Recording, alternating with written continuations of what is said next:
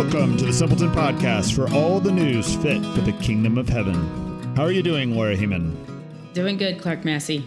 Okay, today in the Simpleton Podcast, we are continuing our series on the Simple House Missioner's Manual. A little recap and a little bit of new stuff from there. We're going to also talk about Pope Francis derangement syndrome. And we're going to give you the social justice news, particularly on immigration. Over this last kind of Christmas break, I had two different people come up to me and say they basically don't read the news. The news they get is from our podcast. So we've got a camp that says do the news and a camp that says quit the news on our podcast is what you're saying. Oh, really? Oh, actually, this might be the same camp. But like, I haven't had anyone tell us to quit the news. Have you? Oh, no, I've had people. No, well, we had one person say that they thought our news coverage was like not really the lasting material of the podcast. Right. Well, they're correct. They are correct. Okay. And I've had some people say they really prefer the manual stuff.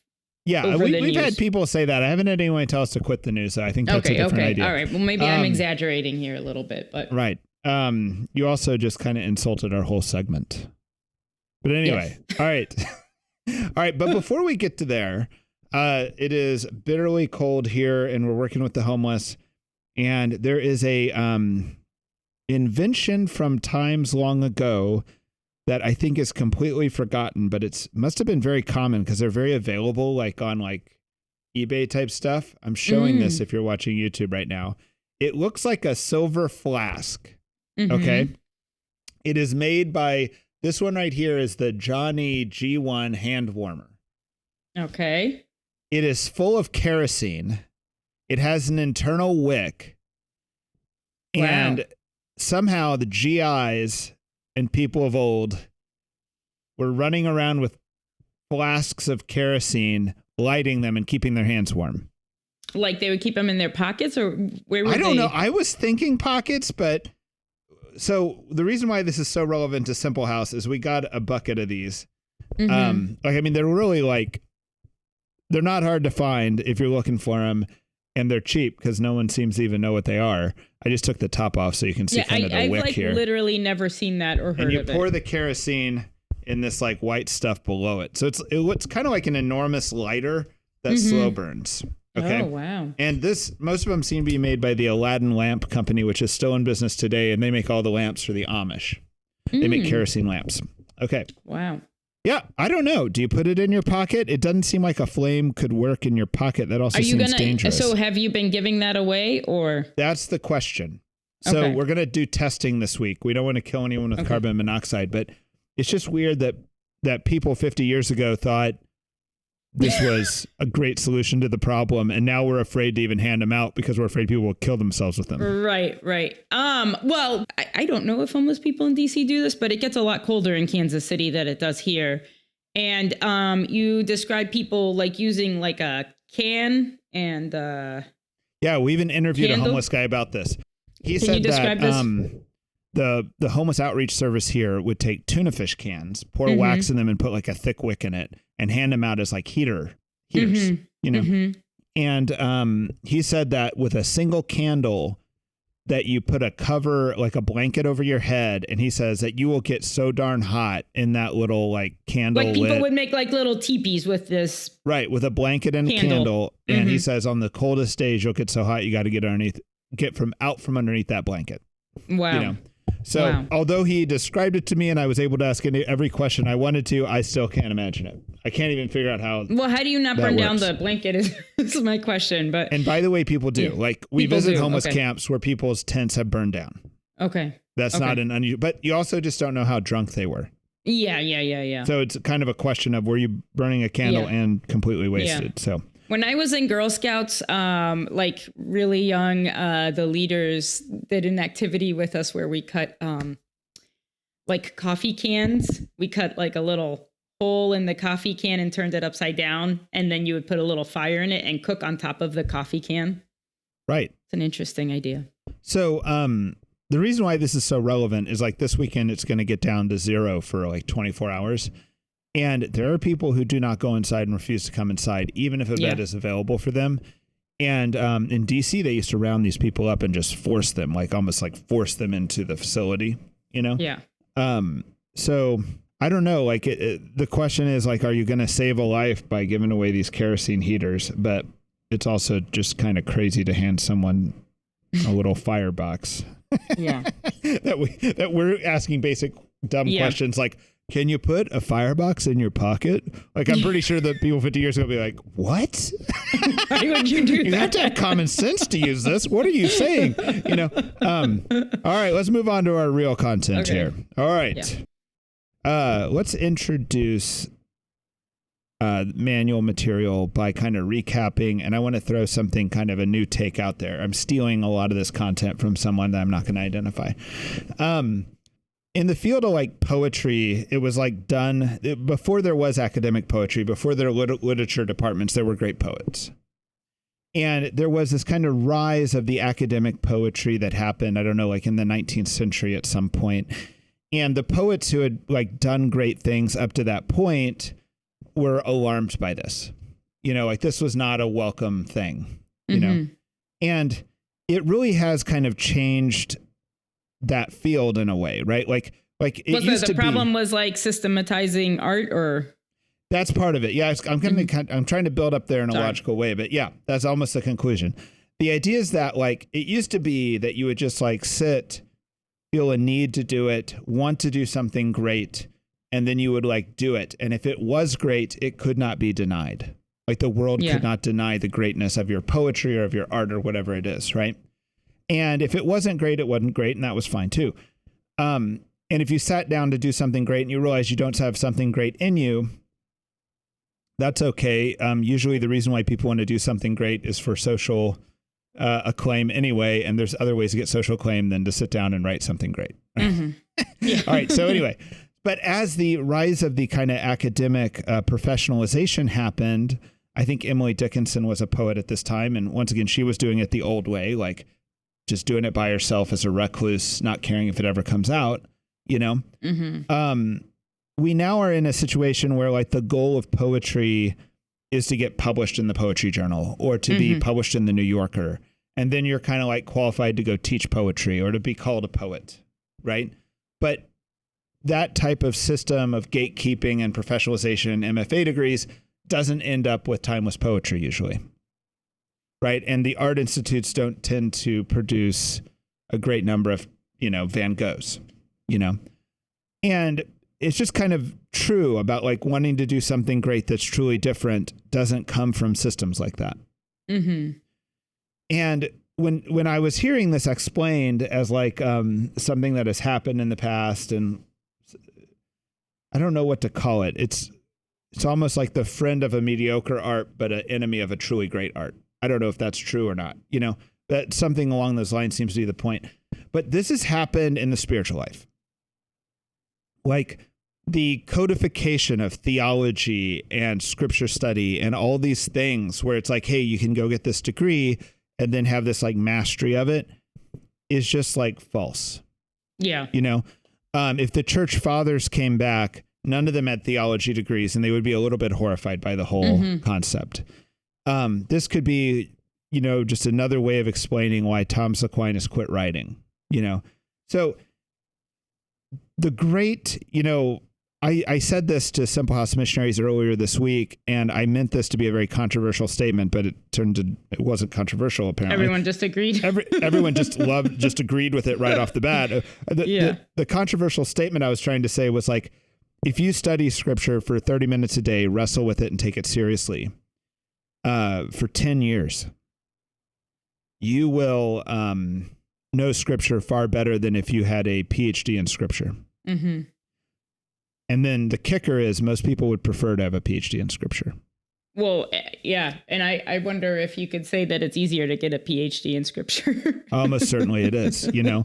Although, you know, with like half an hour a day. I don't think it's easy. But with half an hour a day, you could do any career you want. You know, you could raise a family. You could do all that. I mean, half an hour a day is just not enough to like derail another life plan, you know, but a PhD is. Yeah, but right. A PhD is. But half an hour a day is like it's like the thing people think they should do and never do, you know, and they never do.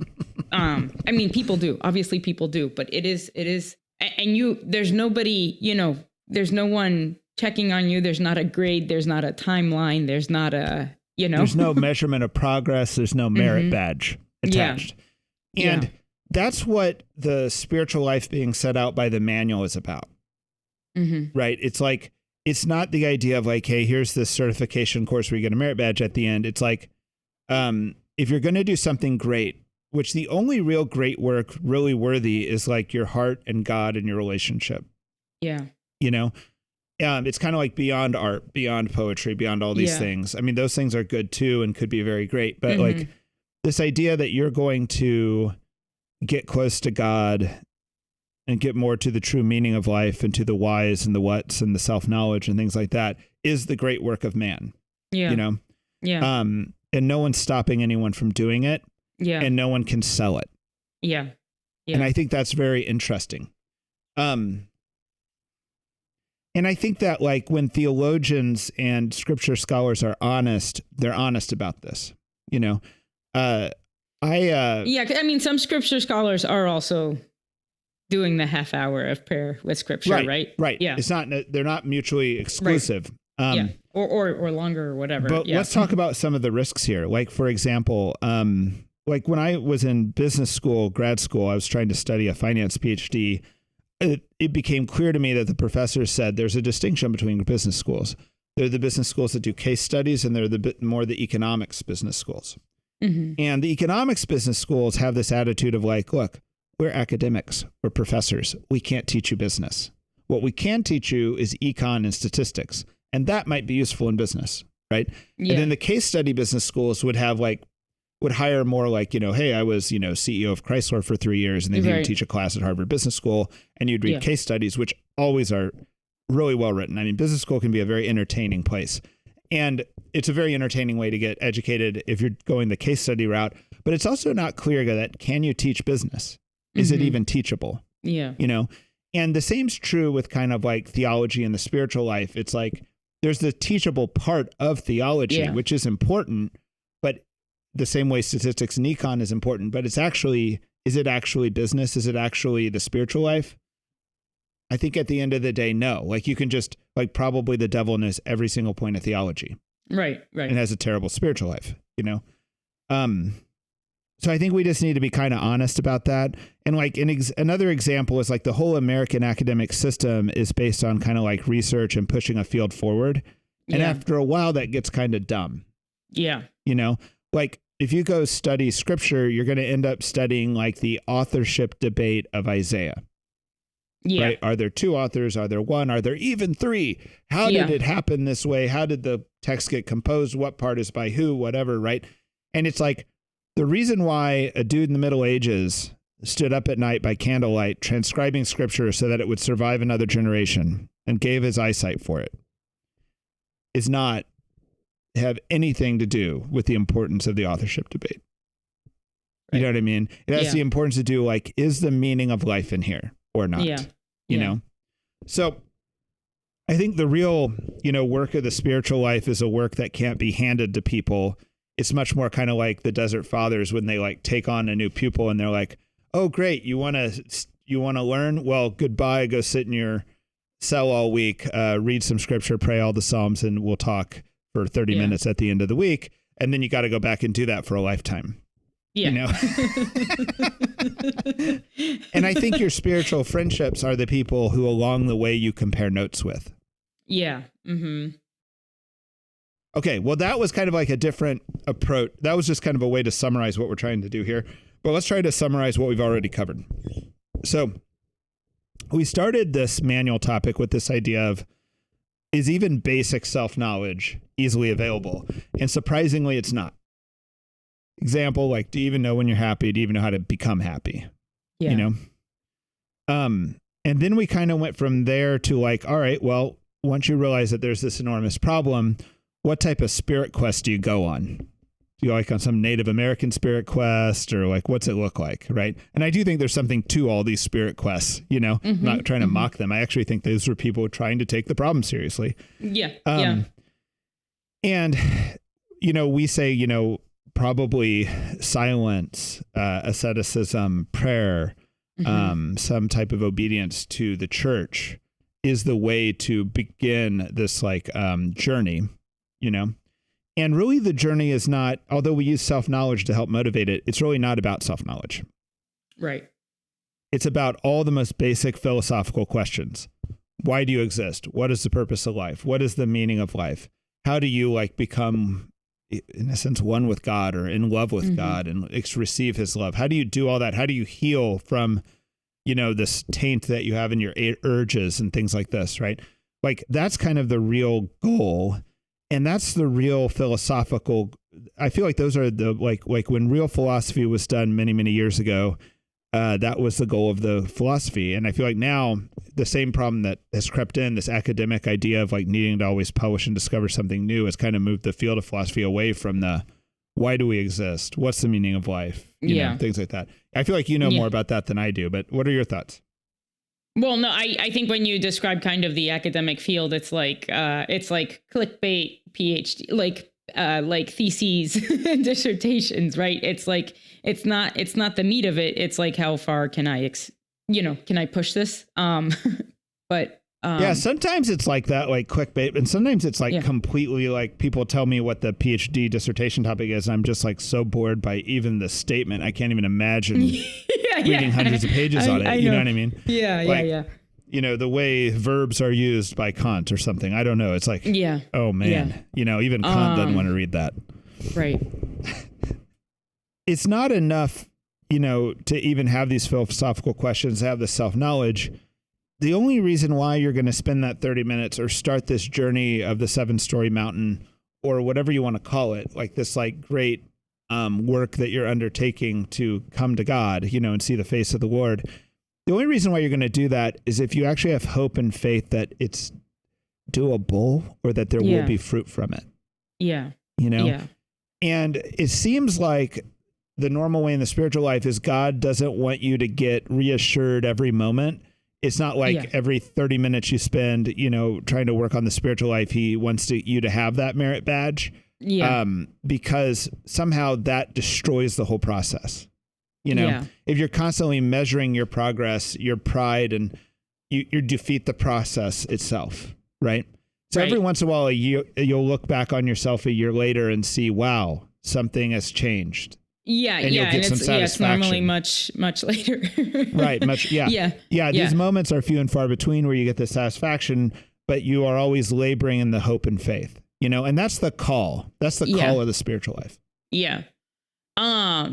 I was going to say this earlier. That's like the self-knowledge isn't the goal. And it's like the self-knowledge is like, maybe one way to sort of think about it is just like peeling back the layers of like false things you think about God and false things you think about yourself, you know, in relation to God. You have to peel those layers, right? But it also helps you peel those layers. And when you're starting this big, great progress, this there's kind of like this one big detour that you can get trapped into that like our manual kind of spends a big chapter on. And Laura and I have been talking about like how to even cover this chapter because it's kind of targeted at 20 somethings who are fresh out of college and single. But then there's a big obstacle, which we'll try to talk about more. But the chapter about the detour is like, instead of actually trying to get close to God, what you often are trying to do is become a certain type of person. Yeah. And you have this image of yourself that you want, be it educated, be it deep, be it spiritual, be it whatever it is. And usually it's kind of pretty subtle, you know? Yeah. And I think it's like, you know, this kind of, we'll get into it maybe later on, but like Ryan and I always have like a joke like that like young adult groups need to stop choosing like Pier Giorgio Frassati right as their patron, who is great, but it's just like he's the man, you know, and it's like they need a loser saint instead of Pier Giorgio Frassati. Because it's like so easy to create a persona approximating Pier Giorgio Frassati that is not the true self of every individual, you know? Right. Like he's a young man who's very good looking. He's athletic. He loves hiking. Man. Like the classic picture is him like, you know, standing, you know. With like lederhosen or something on, right? Like, And like when you go to like young adult conferences, you kind of see this too, that there's this kind of like smart Catholic young intellectual type that you're trying to be, and it almost looks like people are there to like find their next mate. You know what I mean? Like I'm signaling that I am a smart Catholic, perfect intellectual, on point, sophisticated here, you know. Hopefully they're first and last mate, Clark, but. Oh, right. Sorry. I misstated that. It's a virtue signaling, I guess, right? But like really what it is it's not, it's like, what I think is interesting is in theology, we sometimes talk about positive theology and negative theology, where positive theology is saying something true about God and negative theology is dismissing an error about God, right? Yeah. So like God will not be found in Ferraris. You know, that would be an error if you thought that, you know what I mean? And then by realizing that, you're now closer to God, you know? I think Ferrari was a really interesting and good man, by the way, but. I heard the only thing I know about that is that Shelby, the famous Ford guy who designed the Shelby Cobra Mustangs and would race for Ford, he did not like Mr. Ferrari. Yeah. And he said, Mr. Ferrari does not value life enough because Ferrari's racers would die all the time. Oh, you know what? I'm sorry. I'm confusing Ferrari with Lamborghini. Mr. Lamborghini would not race against Ferrari because he didn't want his son to get caught up in that like ego. Okay, I think there's a movie coming out about that because I think I saw a trailer for it. Like it's like the origin of Lamborghini. Okay. In the trailer, it appeared that Lamborghini used to be a tractor company, that Ferrari had disdain for it. Yes. Yeah. Anyway, all right. Yeah. So Saint Lamborghini, Laura's promoting her. So, all right. So the point though, all right. So what's the point here? So the point is that like sometimes you think that like you have to be cool or you have to be holy in a certain way. And that in a sense, like by becoming this person, you either become acceptable to yourself or acceptable to your church peers or acceptable to God, you know? Yeah. All of this is tremendously false, you know? And so it's like you have to sometimes go around and kill these like kind of like models that you're thinking you might want to become. Yeah. You know, you're not trying to become the next Padre Pio, you know? Yeah. Even though if he's a saint, you know, that's not who you're trying to become. Right. And I feel like, and these are kind of maybe more refined, more noble identities than like the teenager that's like the surfer or the punk rock kid or like, you know, but it's the same idea. You kind of find a persona that's less than, you know. Well, I feel like a popular one is to be kind of like both on top of the world, like be the surfer and be the holy kid. Yeah. You know, that's a popular one. Or to be like, I think sometimes there's also like a thing in families that you're either like the big, large family, the dad or the mom, but you're also like on point socially and, like all that. And it's like, honestly, if you've got 6, 7 kids running around, you are probably just going to be ragged. Yeah. If you're only 15 pounds overweight, you're probably doing fine. Yeah. So, anyway, and somehow caught up in this is, when we labor under this, we sometimes are telling ourselves over and over again, like, oh, I'm not good enough, or I'm such a sinner, or I'm bad, or I'm not worthy and God wouldn't love me, or something like this. Like almost like you have to like earn your way into God's love or be cool enough as a human to like be part of God's like entourage. Like God has like people he hangs with and they have to be like so cool. And you're like trying to achieve this like in circle with God. And all of this is just like baloney. Yeah. And it also becomes like a very dangerous formation. Yep. You know? Yeah. And one that leads to burnout as the only logical. Burnout if you're lucky. It could even go worse, you know? Yeah, right. And you see it everywhere. You see it like with, you know, certain like groups. You see it even with some religious orders. Like I always thought it was interesting at Catholic U when all these young, you know, religious are running around, right? And you also see the guy who's like just joined the order and he's wearing like the perfect cloak with a beret and like strutting around campus. And he's being like so Franciscan or so Dominican or so whatever. So whatever, right? And you're just like, this guy, that's like just such a faking it thing. You know what I mean? It's like, if you are not around Catholic you a lot, it's like there's a lot of religious orders there. So they all have their different flavors or whatever. Right. But it's like if you get the Dominican trying to be Dominican and St. Dominic said this and Thomas Aquinas wrote that, you're like, okay. But then more relaxed, they tell you about this nerdy hobby they had pre-vocation, and you're like, oh yeah, you really were meant to be a Dominican, you know? Right. Well, if you'll often hear something like, they'll be like, that's so Dominican. Yeah. Or that's so Franciscan. Yeah. And it's just like, come on, man. Like St. Francis didn't walk around trying to be Franciscan. Like, that's kind of the key. I know we've said this on the podcast, but what's the thing Father Adam used to say? Like, I am a Benedictine monk. Right. Yeah, he used to have this progression that he said as he was a monk longer and longer. He'd be like, I'm a Benedictine monk of Conception Abbey. Actually, I am a Benedictine monk. Actually, I'm just a monk. I'm a monk of Christ. And then finally he was just like, I'm just of Christ. Yeah. You know, like he kept losing an aspect of his identity as he got older. Yeah. To where you just identify with Christ. Right. Yeah. And then you're a real monk of Conception Abbey, you know? Yeah. So that's kind of the whole point, is to like get rid of the little externalities or the little frills. But what I wanted to say was, like, when we beat ourselves up about like wanting to be in God's entourage, we're actually like repeating something false to ourselves. And we often think of it as like either motivational, like sometimes the way people will motivate themselves to work, I've seen, is that they just convince themselves it's such a huge problem. They like kind of make the work a crisis, and then they like finally will get up and go do it. Yeah. Whereas when it's just like, hey, you know, the dishes need done. No, the sky's not falling. They won't do it. But if it's like we're dying underneath the pile, then they'll go do it. Right.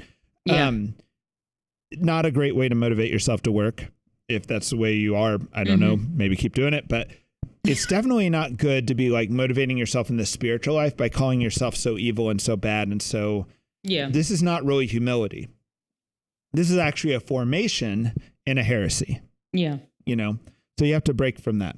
So we could talk more about that maybe in a future episode, like different ways people get trapped in these like identities that they start aspiring to, as opposed to just aspiring to be of Christ.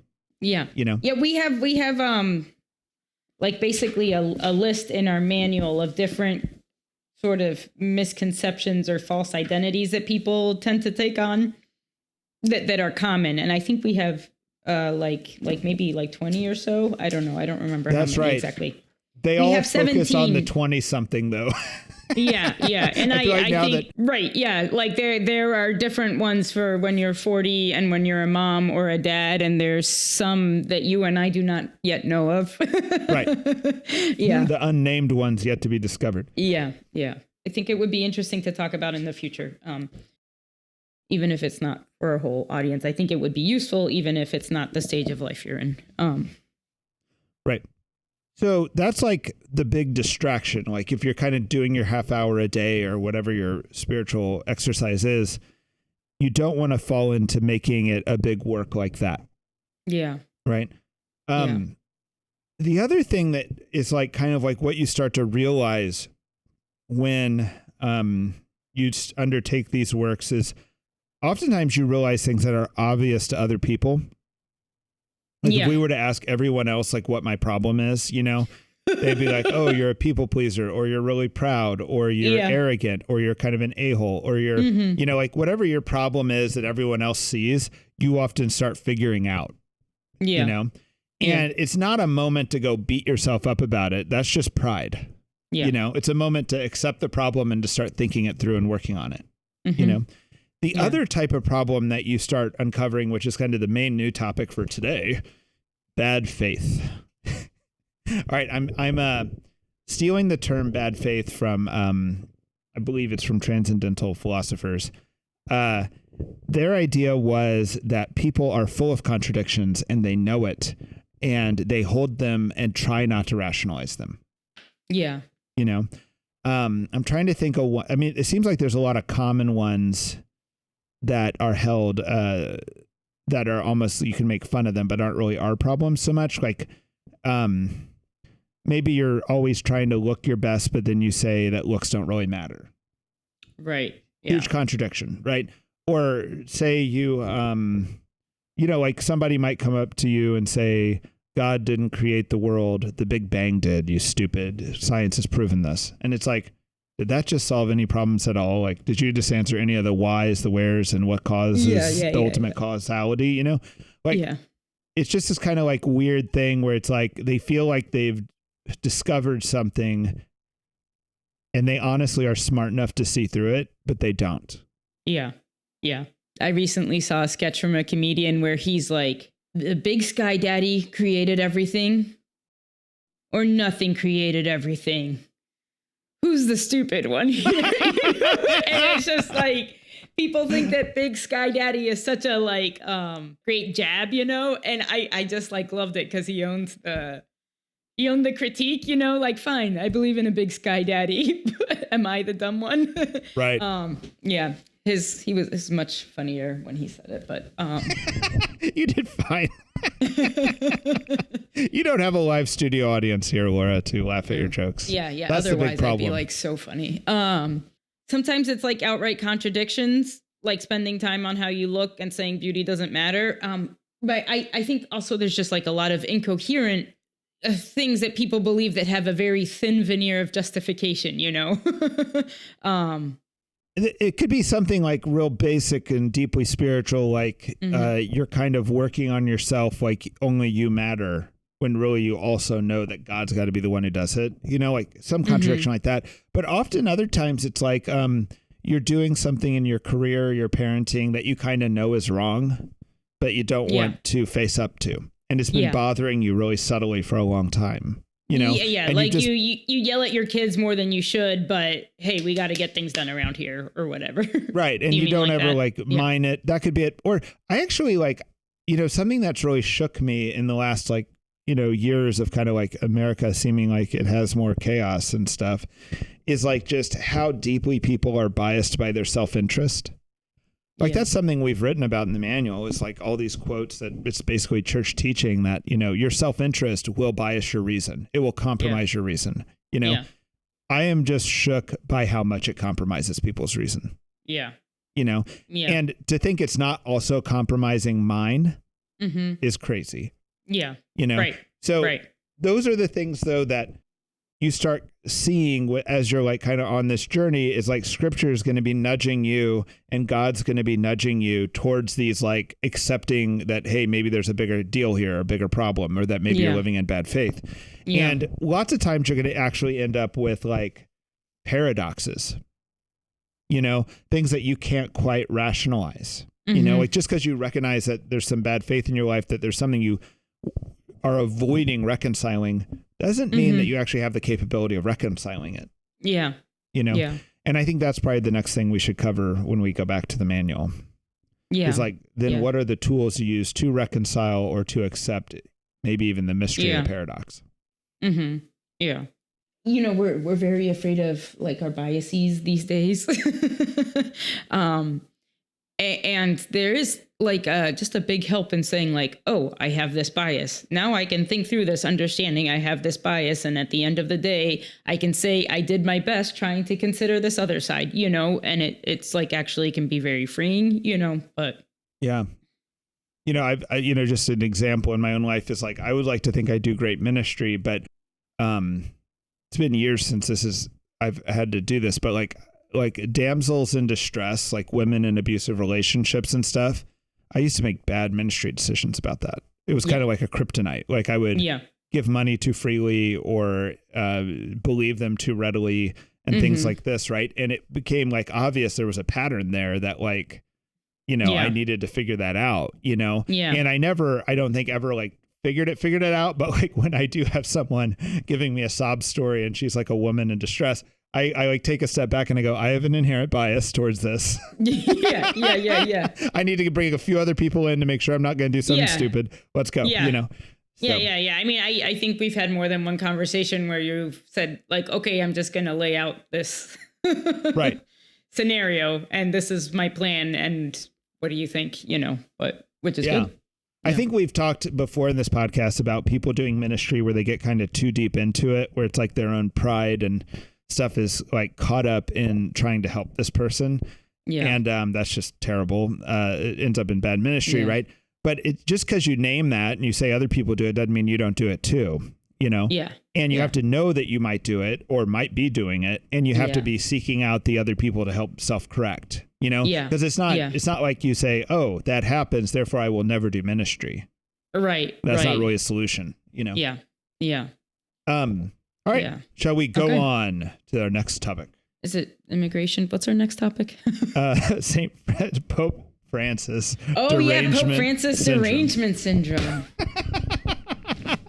Please introduce what has happened recently and give people the news as if they weren't paying attention. I realize that people have Pope Francis derangement syndrome, and that would be like anything Pope Francis says is obviously wrong. Something happened recently that seems to have brought on a case of Trump derangement syndrome.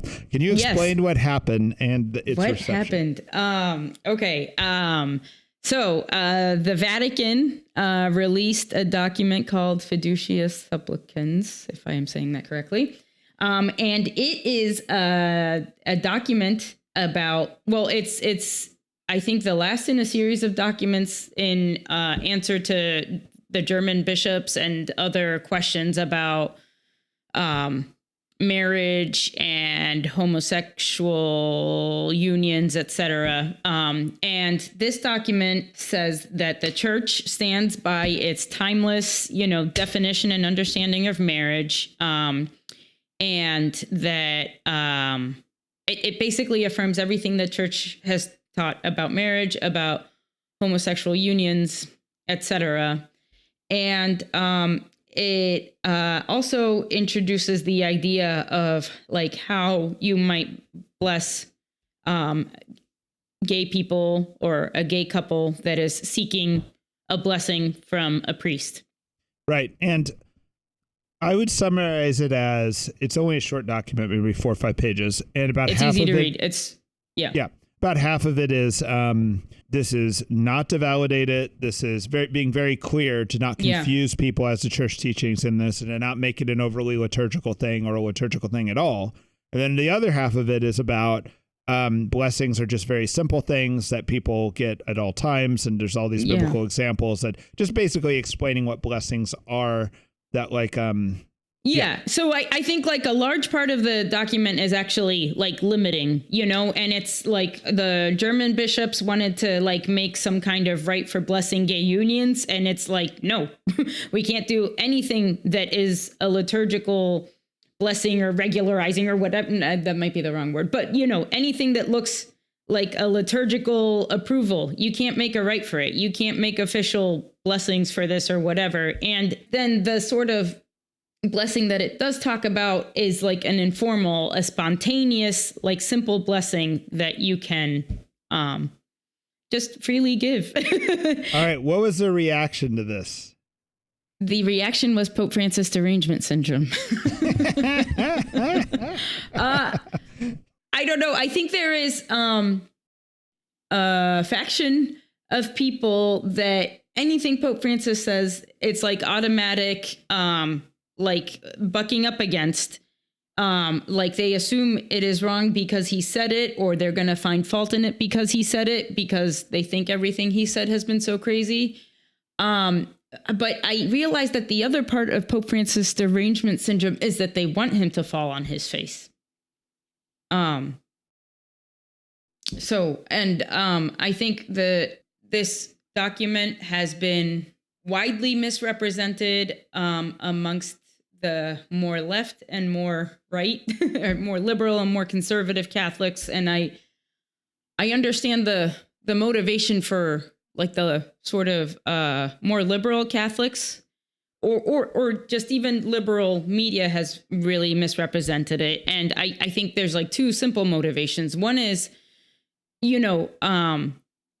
people have hated what the Catholic Church is and has stood for and want to see it go away or be wrong or whatever, or burn down. But then the other thing is like, maybe you are Catholic or you're sort of from without, but you want to see, Catholic teaching pushed in a certain way, like you have a particular agenda. So I kind of understand the motivation for misrepresenting from that angle. But I guess the interesting thing to me has been that it's been like widely, and I think your point is purposefully, that, I think, misrepresented.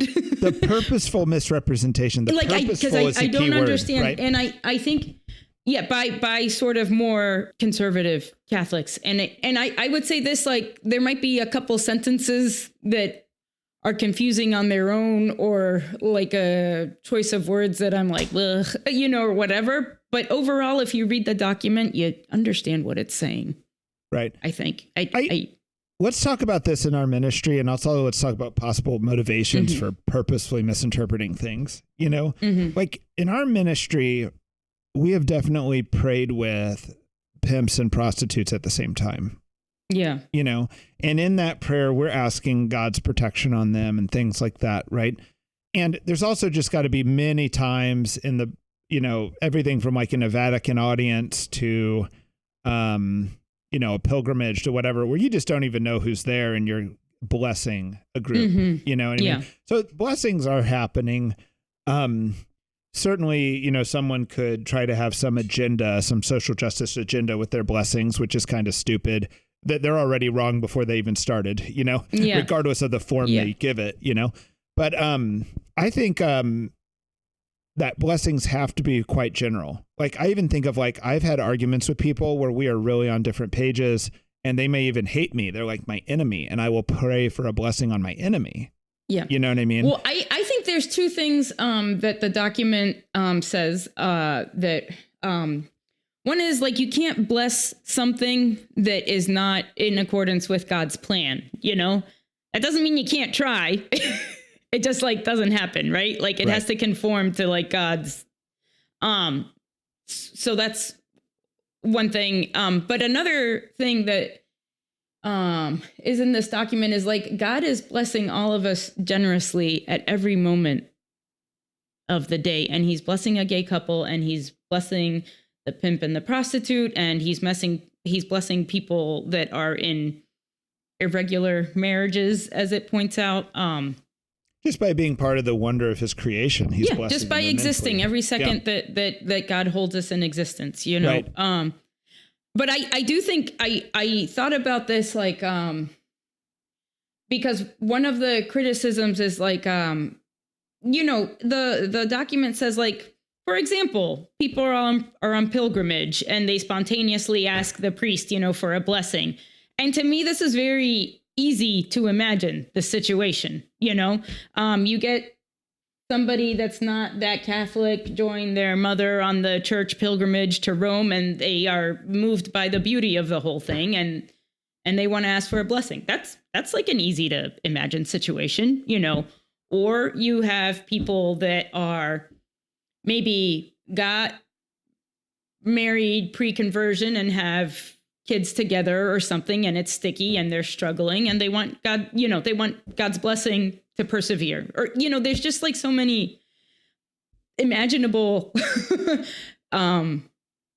cases where it even says in the document that the blessing is that they would become more in union with the gospel. So you're actually trying to bless even if it is like a homosexual couple or whatever, you're actually blessing them in a way that's supposed to undo it.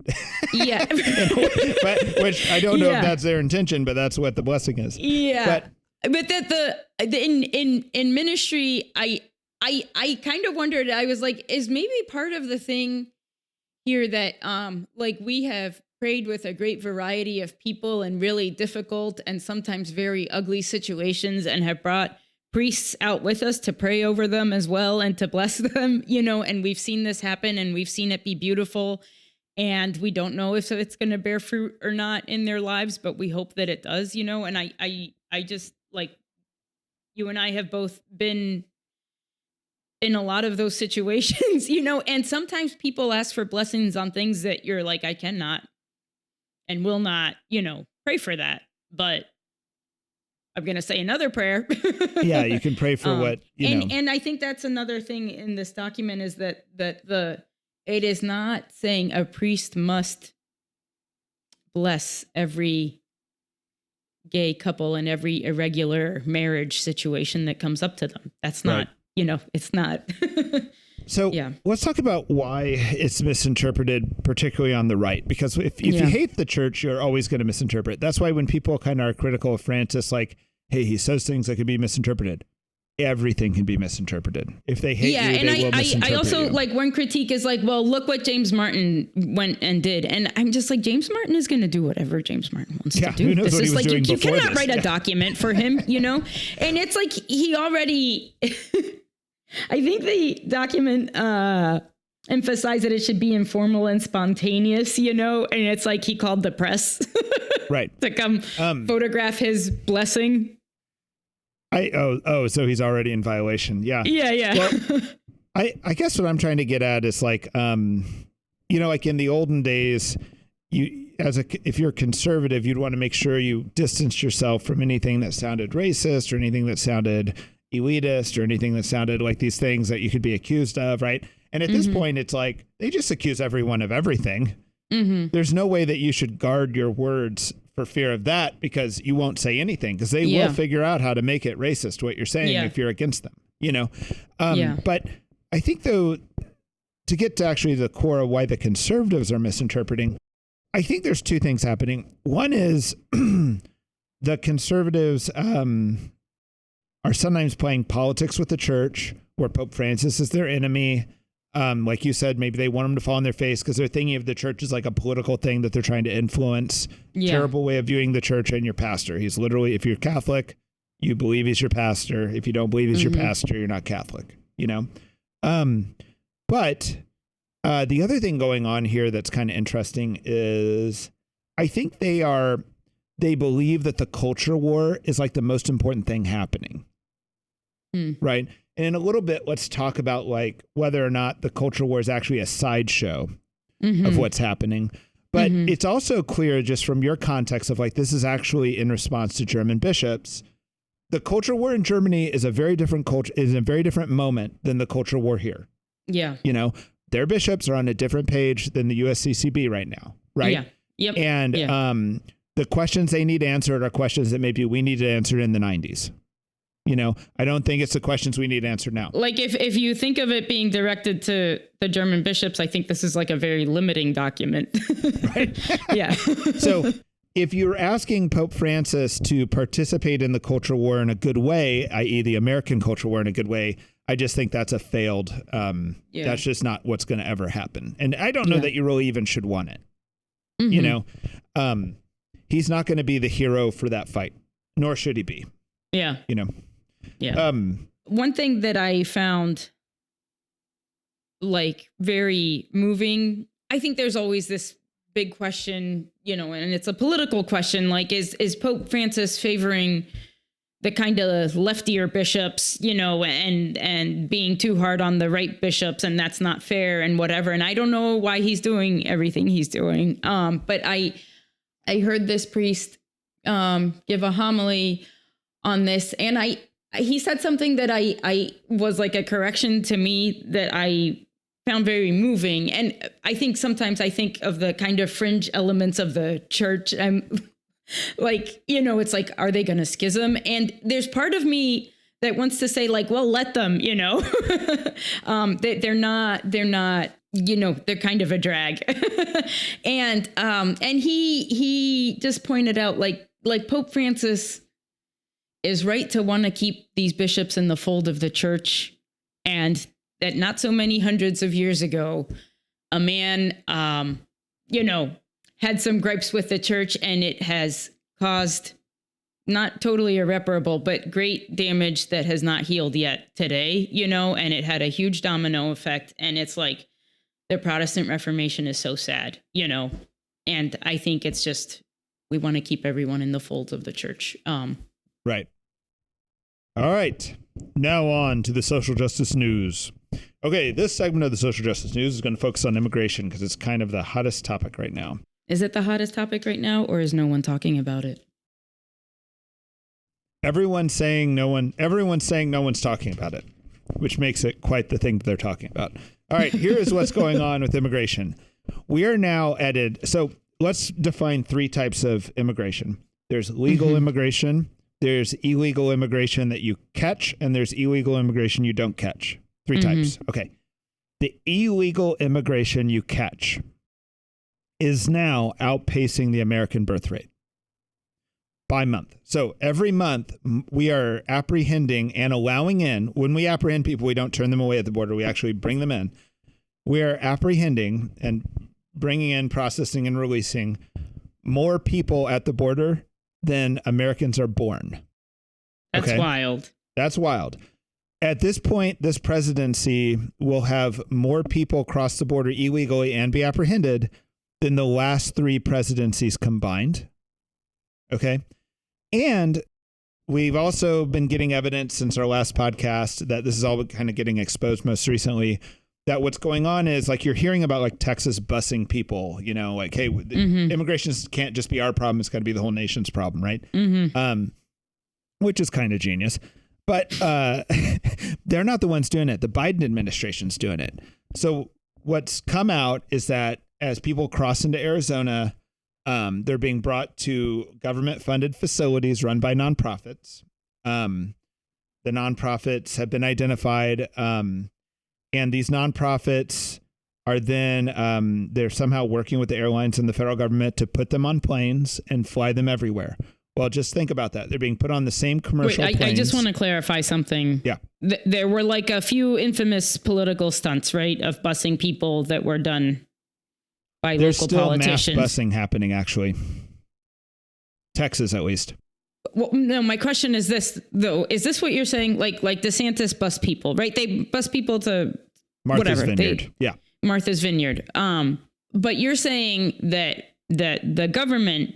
The feds are doing the federal government is en masse busing people or flying people. Flying people, not busing, flying. Flying people. You know, and flying people. And that's, you know, frankly, maybe they should be flying and maybe it's cheaper. That's all to be left. The problem is they're not telling us why.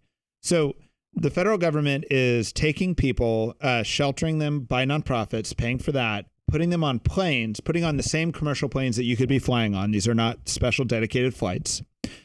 And they're flying without IDs, without names.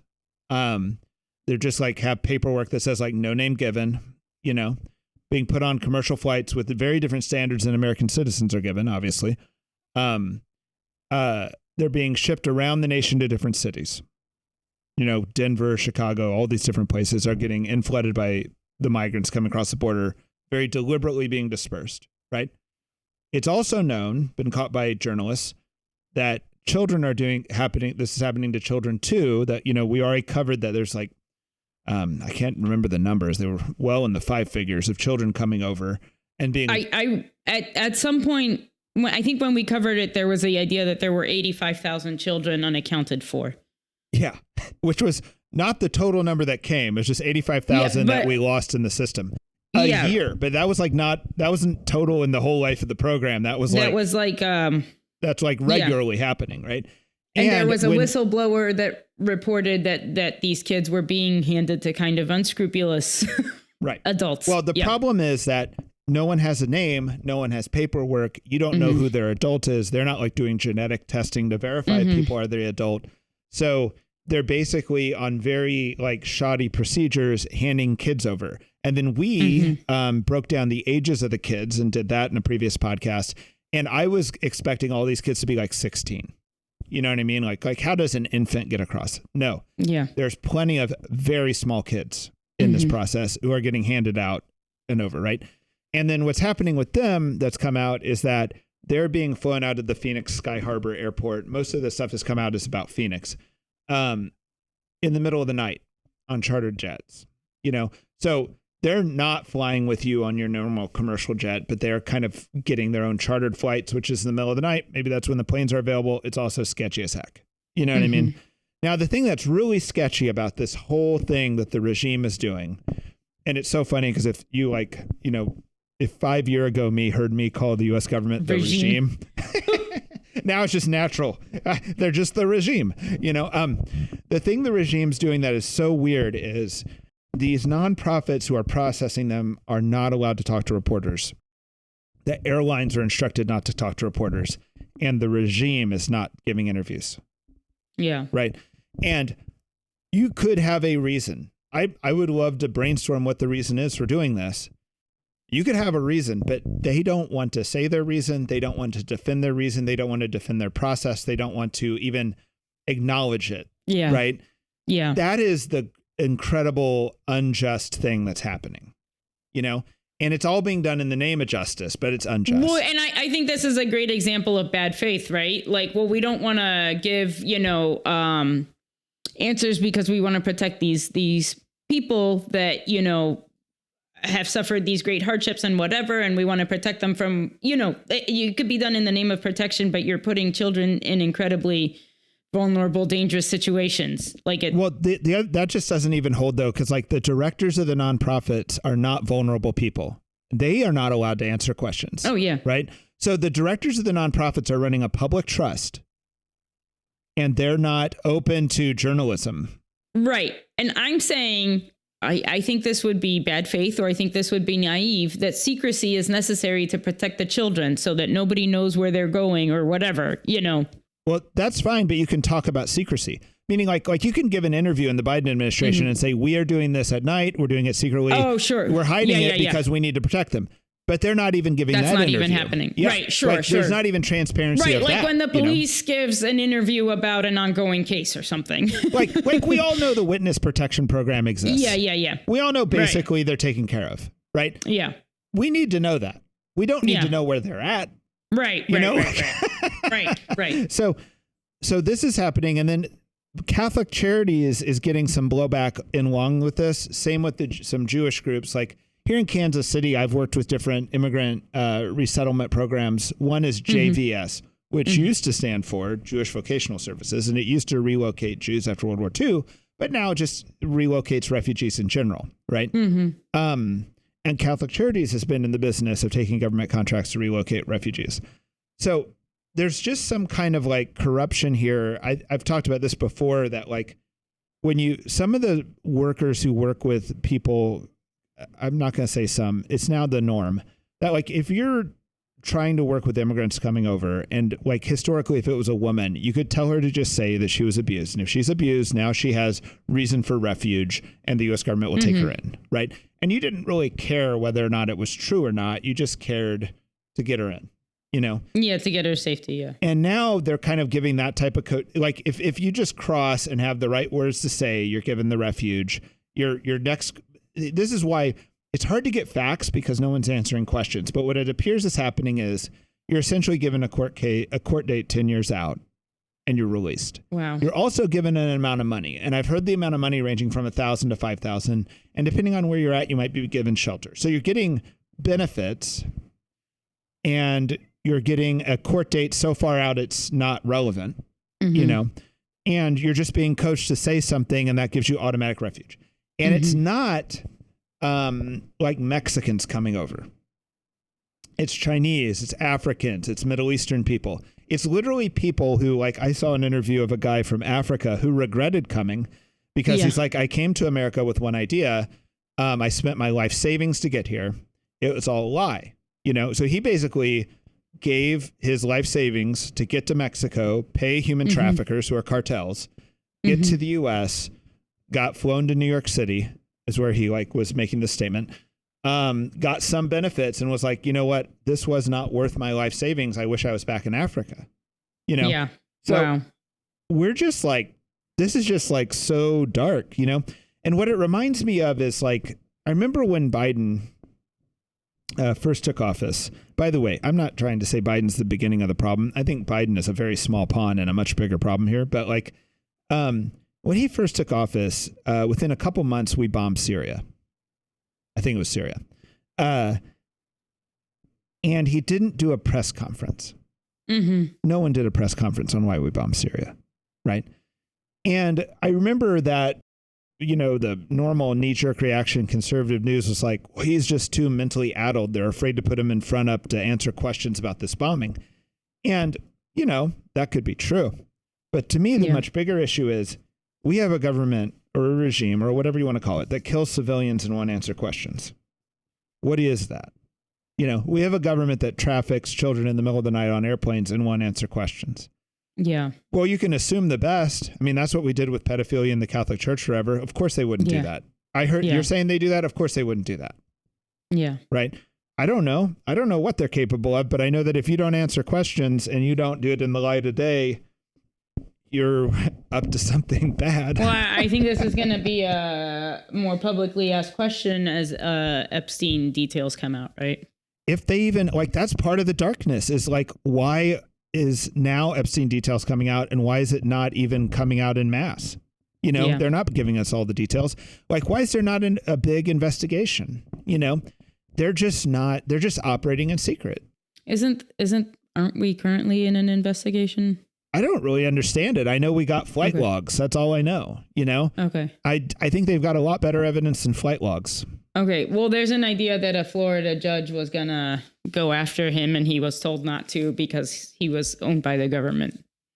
Well, there's been these ideas for years and years and years, that I that's just a detail that just came out. Right. So, I just am kind of, I don't know. It's pretty sad. It's very sad. And it's also kind of weird because I don't know anybody who just loves Trump as Trump, but he won the last election on immigration.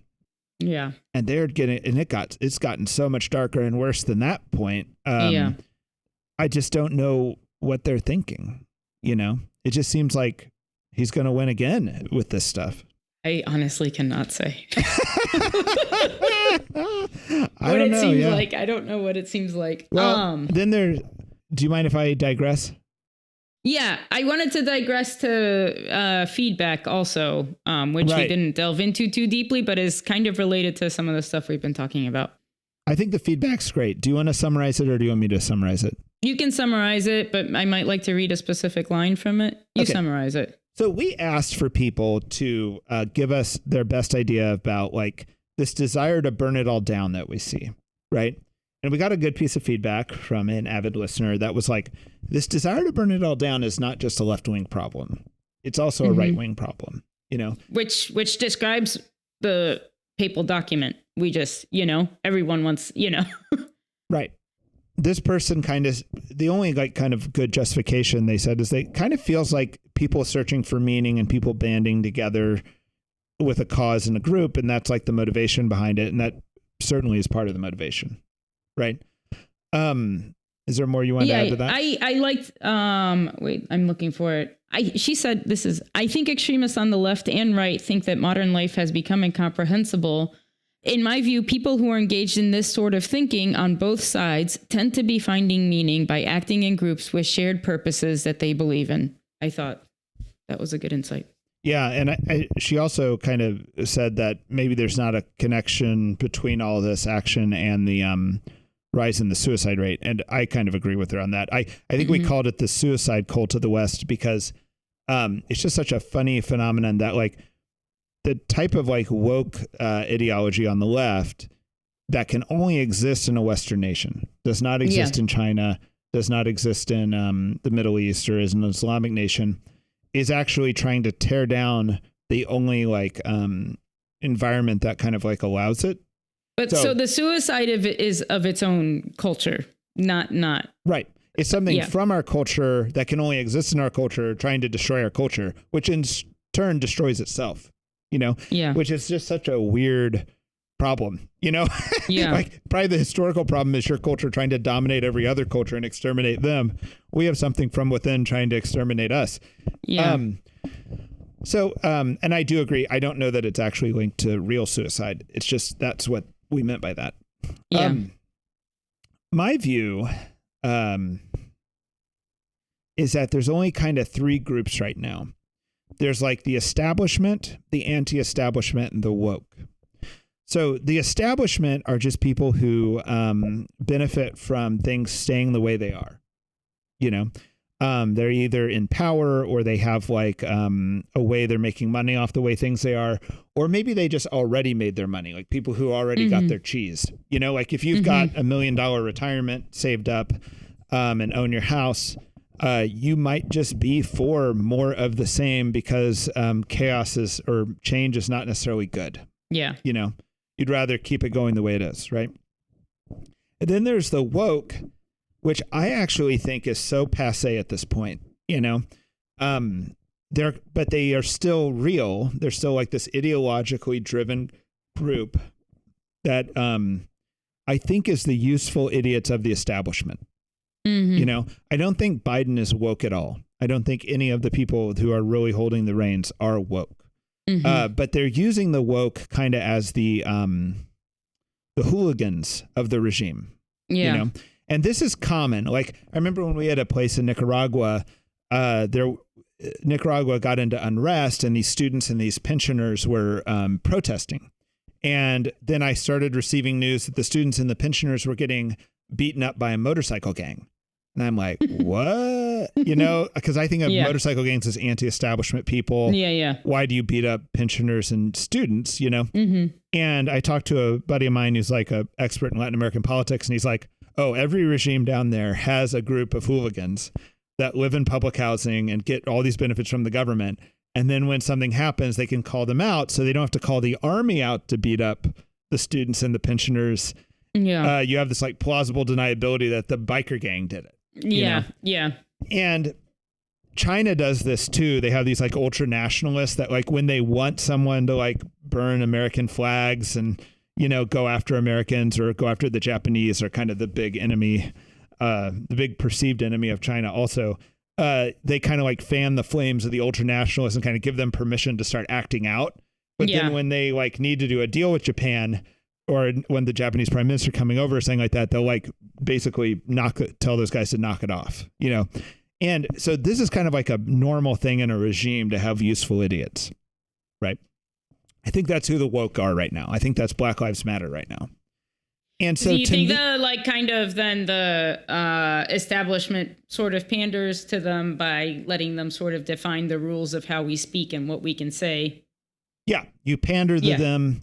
You act like you care about them, but really they're just kind of being tools, Yeah. And when the anti-establishment crowd or the conservatives think that the woke is like the big thing, you're actually misguided. You're actually like participating. Like the big thing is the kleptocracy. Yeah. That these wars are making money, that the corruption is just like lining the pockets of people, right? Like that's the real establishment, and they're letting you be distracted by the woke so that you don't stop the kleptocracy. Yeah. This is kind of a slightly different idea, but related, just back to the fiducia supplicans. It's like people were arguing about the meaning of specific sentences, and it's like, the whole thing isn't really about that, Right. like the reaction and the context and everything is bigger than like a few sentences. And also those sentences are even translations. Yeah. They're not, okay, they misworded the translation. And it's like, well, this guy, but I just, it's like, there's something that people are missing the big picture. You get into like a particular, sometimes you do need to hash it out on particular issues, but you get caught up in the particular issue and you miss the whole thing. I think is that maybe your problem with culture war? I think like, the woke is completely captured because Harvard is on the side of the woke. Yeah. I don't know if this is still true today, January 11th, 2024, but it's like their president resigns because of plagiarism, but they're going to still keep her on at, a $900,000 salary when she's had no great like academic achievements. Real great salary for an academic, particularly in a field that's not a real field. But I don't want to get distracted. Once again, you're distracting me by the woke. True. My point is that if you open up the dictionary and look up patriarchy, you see a picture of Harvard. And then you see a picture of investment banks. Then you see a picture of the presidency. You know what I mean? Like, if you look up the man in the dictionary, all those three things come up too. All those three things are woke and support the woke, right? Yeah. The woke's completely captured, it's in a hypocritical way completely. And it's because those big entities have the steal going on. Yeah. They don't want change. They don't want reform. They want the way it keeps going. The rich get richer, poor get poorer type stuff, right? Yeah. So the anti-establishment crowd, though, is just a strange group because they don't agree with each other. there's libertarians, there's RFK Jr., there's the Trump, which no one really understands exactly what he is. There's just like there's traditional Catholics in that crowd. They're all the anti-establishment anarchists. Yeah. Yeah. And I think there's a lot of creative tension in that. And I kind of like that.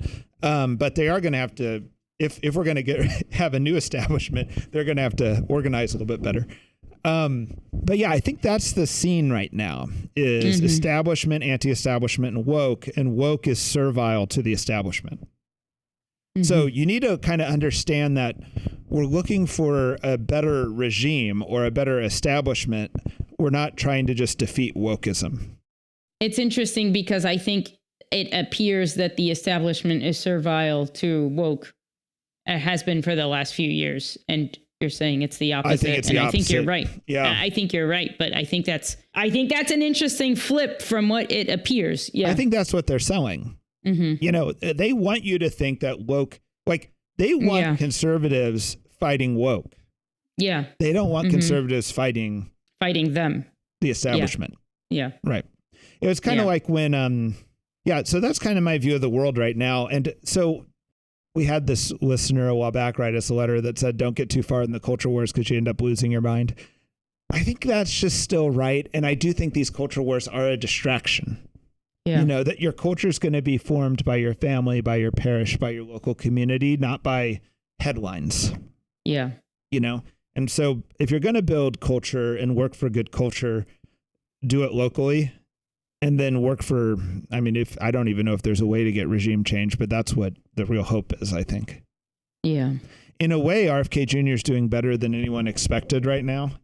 And I would like to throw him in there because we did a podcast about 6 months ago where we said, here's a guy on the far right and here's a guy on the left.